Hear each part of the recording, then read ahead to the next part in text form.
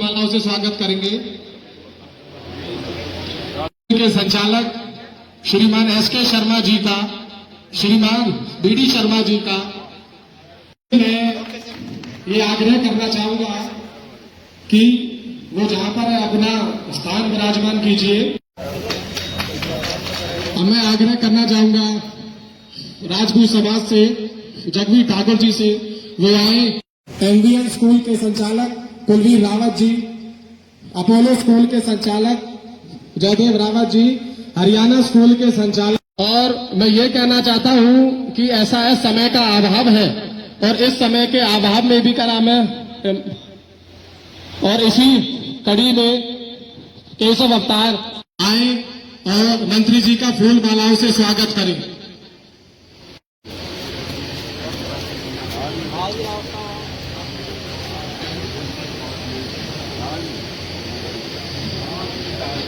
फूल मालाओं से स्वागत करें।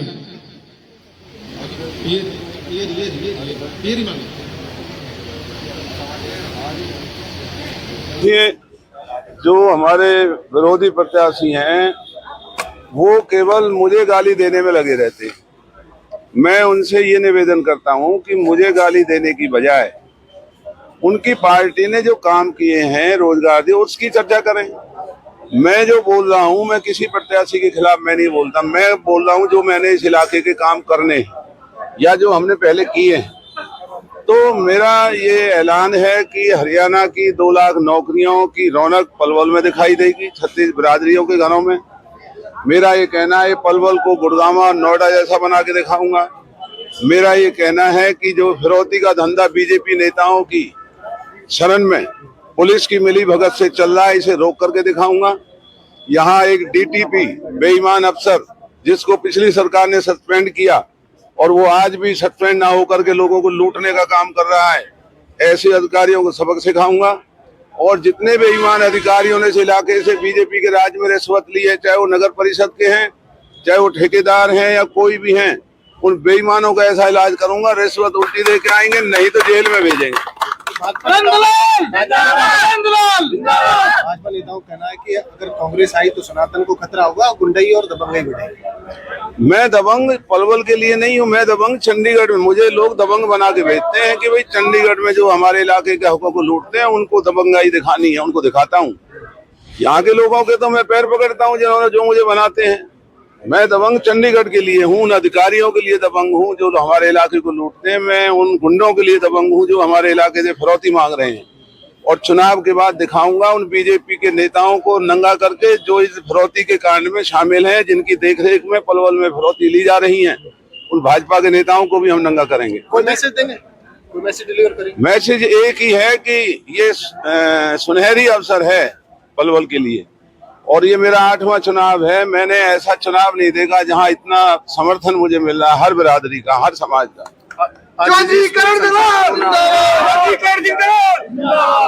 स्कूल संचालकों ने आज पूरा समर्थन आपको दिया है, क्या इनके लिए आगे के मुद्दे रहेंगे, किस तरीके से स्कूलों के लिए आप फायदेमंद रहेंगे? हम शिक्षा जो क्षेत्र में छोटे बच्चों के मॉडर्न स्कूल यहाँ खोलेंगे, जैसे फरीदाबाद गुड़गांव में है।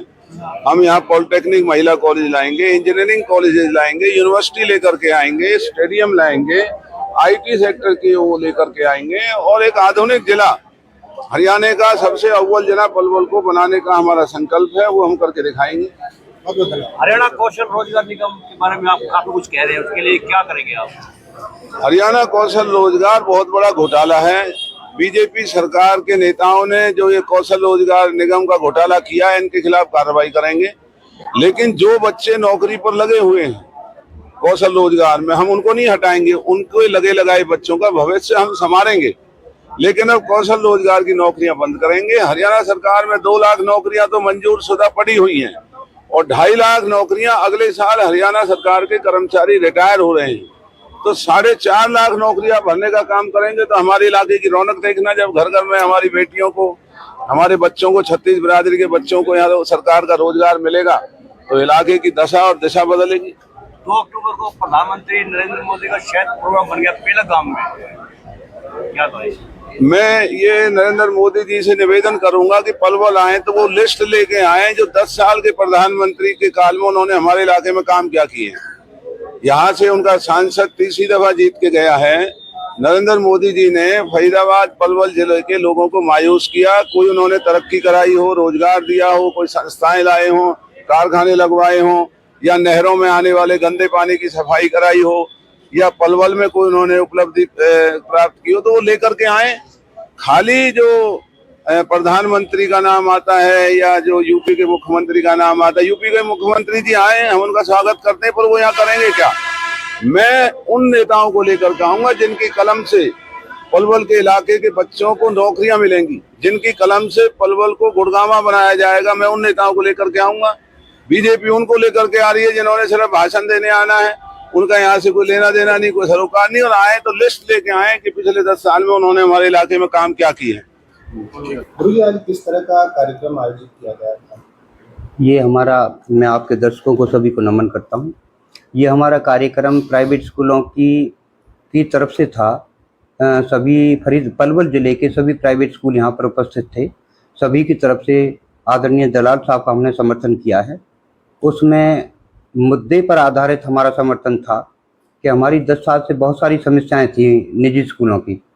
उन निजी स्कूलों की समस्याओं के समाधान के लिए हमने बीजेपी के बहुत सारे मंत्रियों से, इनके शिक्षा मंत्री से, यहाँ के पूर्व विधायक जी से हमारे स्कूल वाले बहुत बार मिले, लेकिन हमारी किन्हीं भी समस्याओं का समाधान नहीं हो पाया था। तो हमने अभी ये मुद्दे जो हमारी समस्याएं थी निजी स्कूलों की, हमने दलाल साहब के सामने रखी थी। तो दलाल साहब ने ये कहा था सरकार बनने के 1 महीने के बाद ही हम आपकी समस्याओं का समाधान निकालेंगे और पॉजिटिवली निकालेंगे। पिछले 10 साल से भी आश्वासन ही मिलते जा रहे हैं, तो क्या लगता है कि अब समस्याओं का समाधान हो सकता है? देखो, इन एफिशिएंट पर्सन में कहूँ कि यहाँ जो विधायक जी थे हमारे, ठीक है, वो शरीफ थे, बिल्कुल सज्जन आदमी हैं, लेकिन वो समस्याओं का समाधान कराने में असमर्थ रहे। और यहाँ तक भी रहा, हमारे यहाँ 3 विधायक थे बीजेपी के, हमारे यहाँ बोर्ड का चेयरमैन तक भी इनकी नहीं मानता था, हमारा कोई क्लर्क तक भी इनकी नहीं मानता था। ये हालत थी कि हमारी समस्याएं 10 साल पहले जो थी वो ऐसा रही, एक भी समस्या का समाधान हमारा नहीं हो पाया था।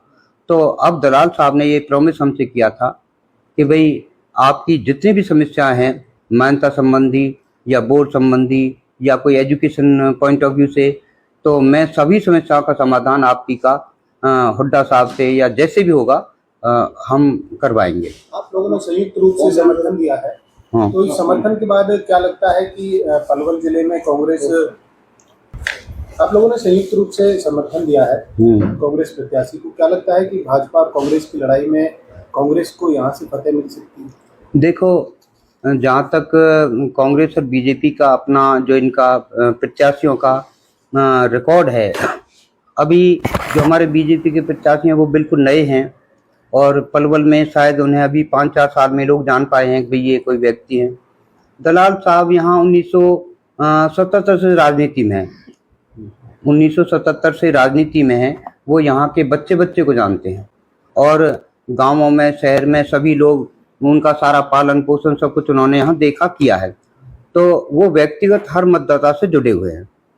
तो मुझे लगता है कि जहाँ तक, और 5 बार वो एमएलए रहे हैं, मंत्री रहे हैं, तो मुझे लगता है कि व्यक्तिगत तौर पे दलाल साहब बहुत ज़्यादा भारी हैं उनसे। कोई मैसेज आप डिलीवर करेंगे अपनी तरफ से? मैं आम जनता के लिए मैसेज करूँगा, भाई प्रत्याशी देख लो। अब जहाँ तक बड़े दिल्ली लेवल की बात है, मोदी जी हमें नहीं जानते, ना मोदी जी का फ़ोन नंबर हम पे, ना मोदी जी से हम कुछ कह सकते हैं। योगी जी आ जाए, ना वो हमें जानते, ना हमारा लेना देना। हमारे पास तो दलाल साहब का नंबर है जी, या उदयभान जी का नंबर है, इजराइल का नंबर है, हमारे पास तो दीपेंद्र हुड्डा का नंबर है। यहाँ तक कोई बात होगी तो हम अपने आप देख लेंगे। गुरु जी, बात करें नीरज शर्मा, कांग्रेस विधायक हैं हैदराबाद से, उन्होंने अपने बयान दिए हैं कि 50 वोट दोगे एक सरकारी नौकरी। देखो, जब प्रत्याशी को जीत के लिए ना, कई बार मैंने देखा है, कई शब्द ऐसे बोलने पड़ते हैं, बोल जाते हैं और फिल्मों में बोल जाते हैं। बाकी 50 वोटों पे एक नौकरी वो देंगे तो बहुत अच्छी बात है। मैंने भी कल, अभी स्टाफ की मीटिंग हो रही थी, तो स्टाफ कह रहा था जी हमारी नौकरी का क्या होगा। मैंने कहा भाई जिला अध्यक्ष की मेरी चिट्ठी आ गई तो 2-4 मेरे हिस्से में भी आएंगी, तो मैं जरूर तुम्हारी नौकरी लगवाऊंगा, जरूर कोशिश करूंगा। और जहां तक नौकरियों की बात है, जो एलिजिबल होगा लगेगा तो वही, इसमें ना तो नीरज शर्मा लगवा सकते हैं, ना कोई मंगला जी लगवा पाए, ना कोई और लगवा पाया। जो एफिशिएंट होंगे, एलिजिबल होंगे, नौकरी उनको मिलेगी। और जहां तक सिफारिश की बात है, थोड़ा एक इंटरव्यू लेवल पर थोड़ी सिफारिश मेरे ख्याल में चल जाती है, वो आज भी चल रही है।